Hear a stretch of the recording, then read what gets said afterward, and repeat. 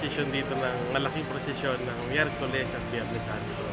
Ito ay nag-consist ng 112 na karosa na kung saan nakasakay ang mga dinidipik yung buhay ni Kristo, iba-ibang scene sa buhay ng Jesus. Yun.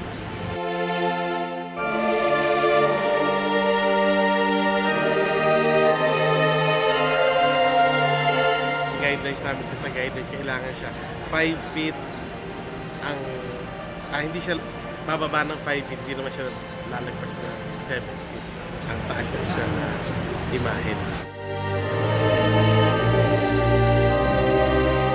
Lahat ng karosa na ito, puro mga taga-Baliwag na nag-aabot.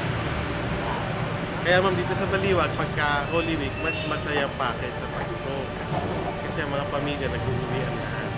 Para reunion siya.